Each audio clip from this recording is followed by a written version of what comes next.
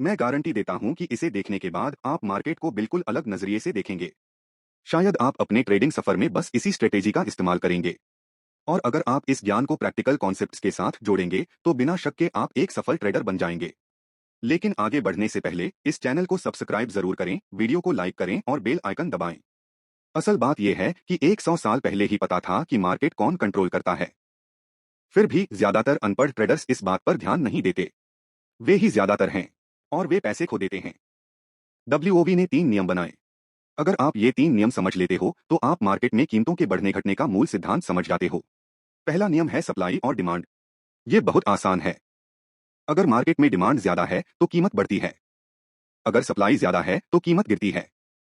Chart पर हम यहाँ एक कंसोलिडेशन देख रहे हैं। आमतौर पर अक्यूमुलेशन कैसे होती है? कंसोलिडेशन से कीमत निकलने के लिए डिमांड को सप्लाई से ज्यादा होना जरूरी है। प्रोफेशनल खिलाड़ी लगभग इसी तरह अपनी पोजीशन जमा करते हैं। वो खरीदते हैं। यहाँ नीचे उदाहरण के लिए 20 पर खरीदो और ऊपर 10 पर बेचो जब तक सारी सप्लाई खत्म न हो जाए। बड़े खिलाड़ी अपने बड़े पोजीशन को एक साथ नहीं ले सकते। इससे प्राइस अस्थिर हो जाएगा। समय और पैसा दोनों बर्बाद होगा। मार्केट ऐसे काम नहीं करता। बड़े पोजीशन धीरे धीरे जमा और बांटे जाते हैं। उसके बाद प्राइस कंसोलिडेशन से बाहर निकलता है और यही वो वक्त होता है जब नए ट्रेडर और वो लोग जो एफओएमओ यानी मिस होने का डर रखते हैं, फंस जाते हैं। मार्केट में शामिल हो जाओ। इस वक्त तक काम पहले ही पूरा हो चुका होता है और मार्केट अक्सर उस मूवमेंट के पीछे भागता रहता है। एक उछाल शुरू होता है जिसके बाद डिस्ट्रीब्यूशन या फिर से एक्यूमुलेशन का स्टेज आता है। ये तब होता है जब खरीदार अपनी ताकत दिखाते रहते हैं। मैं यहाँ एक बात शेयर करना चाहता हूँ जो कोई सच में नहीं बताता। आप विजुअली कैसे एक्यूमुलेशन और डिस्ट्रीब्यूशन को अलग कर सकते हैं? आमतौर पर डिस्ट्रीब्यूशन के दौरान वोलेटिलिटी एक्यूमुलेशन की तुलना में ज्यादा होती है। तो चलिए इसे संक्षेप में समझते हैं। प्राइस मूवमेंट फेज में होता है। मूवमेंट सीधे मांग और आपूर्ति पर निर्भर करता है। अब अगला नियम है कारण और प्रभाव। ये और भी आसान है। कारण होता है जमा या वितरण। प्रभाव होता है प्रवृत्ति। जितना बड़ा जमा या वितरण होगा उतनी ही मजबूत प्रवृत्ति होगी। और आखिरी नियम है प्रयास बनाम परिणाम। मैं आपको चार्ट पर दिखाता हूं। यहां बड़ा वॉल्यूम है। ये प्रयास है। लेकिन कीमत आगे नहीं बढ़ी। ये परिणाम की कमी है। ये संभावित प्रवृत्ति रुकने का संकेत हो सकता है। इसके उलट अगर क्रिया ट्रेडिंग वॉल्यूम में दिखे तो मार्केट में है सामंजस्य और चलन जारी रहने की संभावना रहती है। सामान्य तौर पर विकोव मानते थे कि आपको तभी ट्रेड में एंट्री करनी चाहिए जब एसेट किसी खास ट्रेंड को फॉलो कर रहा हो और आप तभी मार्केट को हरा सकते हैं जब आप उसके साथ तालमेल में हो। यही मैं अपने वीडियो में बताता हूं। आपको हमेशा मार्केट के संदर्भ को समझना चाहिए और उसके साथ चलना चाहिए, उसके खिलाफ नहीं। और आपको यह भी समझना चाहिए कि कीमत किसी खास क्षेत्र में क्यों पलट सकती है या अपनी चाल जारी रख सकती है। एंट्री के लिए 3 तरह के स्प्रिंग होते हैं। सिग्नल्स। स्प्रिंग 1 कम वॉल्यूम पर बनती है। ऐसे स्प्रिंग्स ज्यादा वॉल्यूम वाले स्प्रिंग्स से काफी कम मिलते हैं। मतलब स्प्रिंग के दौरान वॉल्यूम सेलिंग क्लाइमेक्स के वॉल्यूम से कम होना चाहिए, जैसा कि यहां दिखाया गया है। इसे टेस्ट का इंतजार किए बिना तुरंत खरीदा जा सकता है। अगला टाइप है स्प्रिंग 2 जो हाई वॉल्यूम पर होती है। इस तरह की स्प्रिंग सिर्फ टेस्ट के बाद खरीदी जाती है। फिर आता है स्प्रिंग 3 जिसे शेकआउट कहते हैं। ये स्प्रिंग पिछले दोनों से अलग होती है और दिखने में भी थोड़ा अलग लगती है। कीमत एक लेवल के नीचे चली जाती है जिसके बाद ट्रेड्स एक छोटी सी कंसोलिडेशन में होते हैं। टेक्निकल एनालिसिस करने वाले ट्रेडर इस पैटर्न को हेड एंड शोल्डर्स कहते हैं, जबकि पहले 2 स्प्रिंग्स बस लिक्विडिटी हटाते हैं और कीमत तेजी से ऊपर चली जाती है। यहाँ लॉजिक थोड़ा अलग है। एक फॉल्स मूवमेंट बनाई जाती है जिससे लोग गलत दिशा में पोजीशन खोलते हैं। इससे वो गैरजरूरी लोग बाहर हो जाते हैं जो ट्रेंड में शामिल हुए थे, फिर कीमत असली दिशा में चलती है। इस तरह के स्प्रिंग को तब ही ट्रेड किया जाता है जब कीमत वापस रेंज में आती है और उसे टेस्ट करती है। अब चलते हैं चार्ट्स के आधार पर एनालिसिस जारी रखें। हम एक एक करके हर मार्कर लगाएंगे। याद रखो, हम तस्वीरों के आधार पर ट्रेड नहीं करते, इसलिए यहाँ लॉजिक समझना बहुत जरूरी है। अगर तुम इस तरीके को अच्छे से समझ गए तो यकीन मानो तुम्हारी मेहनत रंग लाएगी। तो पहली अक्यूमुलेशन स्कीम जिसमें स्प्रिंग होता है, उसमें ध्यान देने वाली मुख्य चीजें हैं selling climax, automatic rally, test, phase B में टेस्ट स्प्रिंग और फिर उसके बाद ब्रेकआउट के साथ टेस्ट और सपोर्ट लेवल्स। तो हम नीचे की तरफ गिरावट आई और यहाँ एक सेलिंग क्लाइमेक्स हुआ जो रेंज की निचली सीमा होगा। यहाँ प्रोफेशंस ने प्रॉफिट लॉक किए और आंशिक रूप से पोजीशन जमा की। आमतौर पर क्लाइमेक्स के साथ वॉल्यूम भी बढ़ जाता है। इसके बाद ऑटोमेटिक रैली आती है, एक ऐसी तेजी जो दिशा बदल सकती है। ये कंसोलिडेशन की ऊपरी सीमा होगी। फिर टेस्ट आता है और इसे एक अच्छा टेस्ट माना जाता है। इन तीनों तत्वों का होना जरूरी होता है। यह था फेज ए यानी ट्रेंड का रुकना। अगला महत्वपूर्ण हिस्सा है एसटी और फेज बी, सपोर्ट लेवल की सेकेंडरी टेस्ट। अगले चरण में अक्सर यहां से आखिरी लेयर्स की लिक्विडिटी ली जाती है, लेकिन ये जरूरी नहीं होता, हालांकि ये सबसे बढ़िया हालात होते हैं। फिर थोड़ा कॉरेक्शन आता है और उसके बाद स्प्रिंग होती है। कम वॉल्यूम सप्लाई की कमी दिखाता है और इसे बिना टेस्ट का इंतजार किए तुरंत खरीदा जा सकता है। स्प्रिंग के बाद इस लेवल की टेस्ट होती है। फिर स्ट्रक्चर टूटता है। इसके बाद ये आखिरी सपोर्ट पॉइंट होगा और फिर इसके संकेत मिलेंगे। ताकत। इस समय कंसोलिडेशन से ब्रेकआउट आमतौर पर होता है, उसके बाद वापस ऊपर की ओर रिटेस्ट होता है और फिर एक और सपोर्ट लेवल बनता है, जिसके बाद मूवमेंट जारी रहती है। तो अगर आपको यहाँ नीचे कोई सेटअप मिलता है तो इस केस में ये ऑर्डर ब्लॉक के टेस्ट से बाउंस हो सकता है। और अगर आप स्टॉप लॉस ऑर्डर ब्लॉक के बाहर लगाते हैं तो रिवॉर्ड रेशियो 1:15 से ज्यादा होता है। महीने में सिर्फ एक ऐसा ट्रेड कर लें और हो सकता है आपको और ट्रेड करने की जरूरत ही न पड़े। लेकिन आपको सही तरीके से सेटअप्स को पहचानना सीखना होगा। वैकल्पिक रूप से आप एक और तरीका भी इस्तेमाल कर सकते हैं। संरक्षित तरीका अपनाओ और स्ट्रक्चर टूटने और टेस्ट के बाद अंदर जाओ। इस मामले में प्रॉफिट 1 से 2 और 1.5 तक हो सकता है और वो भी अच्छा रिजल्ट माना जाता है। अगला उदाहरण है स्प्रिंग के बिना एक्यूमुलेशन का। तो हम नीचे की ओर मूवमेंट देख रहे हैं। यहाँ एक सेलिंग क्लाइमेक्स था, फिर ऑटोमेटिक रैली और टेस्ट हुआ। ये फेज ए है यानी ट्रेंड का रुकना। इस चित्र में आप साफ देख सकते हो कि स्थिति इस स्कीम से कैसे अलग है। इसलिए मैं बार बार कहता हूं कि पिक्चर्स के आधार पर ट्रेडिंग करना बंद करो।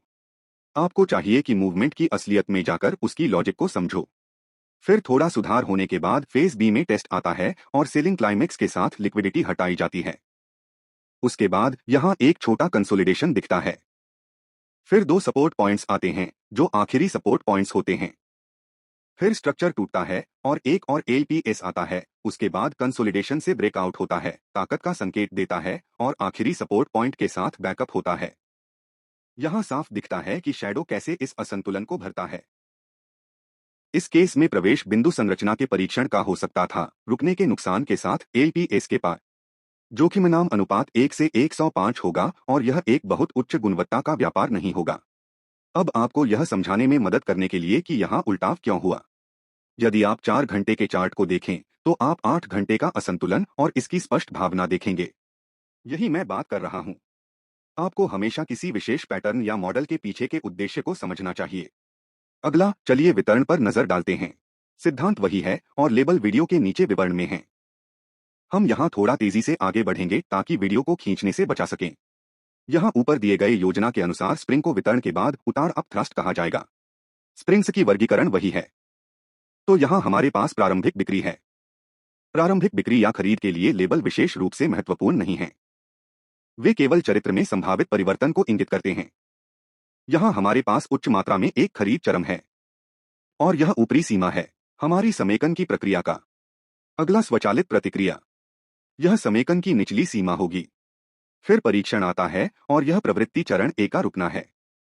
चरण बी में कमजोरी का अगला संकेत और फिर ऊपर की ओर धक्का। यहाँ खरीदारी के चरम के साथ तरलता का निष्कासन।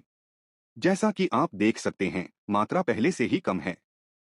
फिर योजना में एक छोटी समेकन दिखाई देती है और उतार के बाद पिछले उच्च से तरलता का निष्कासन होता है। फिर संरचना का टूटना और प्रतिरोध स्तर का परीक्षण। ध्यान दें कि मात्रा कम है। यदि यहाँ एक सेटअप है तो आप यहाँ व्यापार कर सकते हैं। प्रवेश बिंदु इस ऑर्डर ब्लॉक के परीक्षण का हो सकता था, जिसमें स्टॉप लॉस ऑर्डर ब्लॉक के पार हो। पहला लक्ष्य इस निम्न स्तर के अपडेट तक पहुंचना होगा और बाद में इस एक तक। अगला, इस योजना के अनुसार हमारे पास प्रतिरोध का अंतिम बिंदु और समेकन से ब्रेकआउट है। फिर आपूर्ति का अंतिम बिंदु और नीचे की ओर गति। जैसा कि आप देख सकते हैं, परिणाम वास्तव में अविश्वसनीय था। जोखिम नाम अनुपात 1 से 25 था। आप एक पूरा महीना एक की तलाश में बिता सकते थे, व्यापार और इसके परिणामस्वरूप सभी खर्च किए गए समय की भरपाई करना। जैसा कि आप देख सकते हैं, सभी उदाहरण पारंपरिक योजनाओं से भिन्न हैं। इसका कारण यह है कि पारंपरिक संरचनाएं काफी दुर्लभ हैं। इसलिए एक ऊर्ध्वगामी आंदोलन के बाद हम प्रारंभिक बिक्री देखते हैं। फिर बढ़ते वॉल्यूम पर एक चरम बिंदु, हमारे समेकन की ऊपरी सीमा। इसके बाद उच्च वॉल्यूम पर स्वचालित प्रतिक्रिया। यह रोकने से पहले एक अच्छा संकेत है। फिर हम कम वॉल्यूम पर एक परीक्षण देखते हैं। प्रवृत्ति चरण ए का रुकना, कमजोरी का अगला संकेत और फिर बिक्री से तरलता का हटना। क्लाइमेक्स घटते वॉल्यूम के साथ। यह एक अच्छा संकेत है। फिर एक सुधार और एलपीएसवाई। वैसे यहाँ एक संभावित कारण है कि यूटा का निर्माण क्यों नहीं हुआ। हम एक असंतुलन क्षेत्र देख रहे हैं। मुख्य स्थिति पहले से ही जमा की जा चुकी थी और अतिरिक्त तरलता निकालने की आवश्यकता नहीं थी। असंतुलन को भरने और संरचना को तोड़ने के बाद समेकन से ब्रेकआउट और संपत्ति का आगे का मूल्यह्रास होता है। इस मामले में यदि हम असंतुलन भरने के बाद प्रवेश बिंदु पर विचार करें तो ब्रेकअप, संरचना और ब्रेक की पुष्टि मैं यहां दर्ज करूंगा। स्टॉप लॉस असंतुलन के ऊपर होगा और लक्ष्य यहां सभी तरलता हो सकते हैं। जोखिम से नाम अनुपात 1 से 4.5 होगा। और अब अंतिम योजना, पुनर्वितरण और पुनः संचय की योजना। यह पहली नजर में जितना जटिल लग सकता है उससे कहीं अधिक सरल है। वास्तव में आपको इस योजना में गहराई से जाने की भी आवश्यकता नहीं हो सकती है। बस याद रखें कि पुनः संचय में पहला भाग वितरण से है, चरण ए प्रवृत्ति का रुकना, और अगले चरण संचय से हैं। इन योजनाओं में आप वसंत के साथ और बिना दोनों प्रकार की गति देख सकते हैं। इसी तरह पुनर्वितरण चरण के मामले में ए संचय से है, प्रवृत्ति का रुकना और सभी अन्य चरण वितरण से हैं। यह इतना सरल है और अपने आप को अनावश्यक योजनाओं से अभिभूत करने की कोई आवश्यकता नहीं है। अब हम उदाहरणों पर नजर डालते हैं। पहले हम मूल योजना का पालन करेंगे। यहाँ हमारे पास प्रारंभिक खरीदारी है, जिसके बाद बढ़े हुए मात्रा के साथ बिक्री चरम है। यह समेकन का ऊपरी भाग है। इसके बाद स्वचालित रैली। यहाँ वॉल्यूम पर ध्यान दें और फिर परीक्षण करें। योजना का दूसरा भाग पहले से ही संचय से है। यहाँ हमारे पास चरण बी में संयुक्त द्वितीयक परीक्षण है। ध्यान दें कि यहाँ वॉल्यूम स्वचालित रैली के दौरान की तुलना में कम है, जो हमें बताता है कि विक्रेता अपनी ताकत खो रहा है। फिर सब कुछ दूसरे योजना संचय के अनुसार बिना स्प्रिंग के चलता है। अगले 3 अंतिम समर्थन बिंदु। क्लासिक योजना के अनुसार वॉल्यूम में कमी आई और केवल यहाँ और यहाँ मजबूत वॉल्यूम थे जो यह संकेत दे रहे थे कि खरीदार लड़ने की कोशिश कर रहा था। यह WOVF के तीसरे नियम, प्रयास बनाम परिणाम से संबंधित है। उच्च वॉल्यूम के साथ कोई गति नहीं। फिर ताकत का संकेत और बैकअप। इस परीक्षण पर आप एलपीएस के पार स्टॉप लॉस के साथ एक प्रवेश बिंदु की तलाश कर सकते हैं। जोखिम से नाम अनुपात 1 से 5.5 होगा। वितरण योजना के लिए यह इस एक का दर्पण चित्र है, इसलिए हम इसके बारे में नहीं जाएंगे क्योंकि इसे अपने आप समझना मुश्किल नहीं होगा। यह बहुत प्रभावी है। विधि और मैंने आपके साथ सभी बारीकियों को साझा किया है, जिनमें वे भी शामिल हैं जो अक्सर उल्लेखित नहीं होते। यह काफी जटिल है और निश्चित रूप से अभ्यास की आवश्यकता है। इसे बैक टेस्ट में और डेमो खाते पर आजमाएं। और क्योंकि आपने इसे अंत तक देखा है, मेरे पास आपके लिए एक बोनस है। मैं आपके साथ अपने व्यक्तिगत रणनीतियों को प्रूवन एज के साथ मुफ्त में साझा करना चाहता हूं। यह एक सरल नियमाधारित रणनीतियां हैं जो केवल 15 मिनट का समय लेती हैं एक सेटअप की तलाश में। विवरण में लिंक का पालन करें। यदि यह वीडियो सहायक था तो सुनिश्चित करें कि आप दिखाएं। आपकी सराहना के लिए इस चैनल को लाइक और सब्सक्राइब करें। मैं आपकी यात्रा के लिए शुभकामनाएं देता हूं और आपसे अगले में मिलूंगा।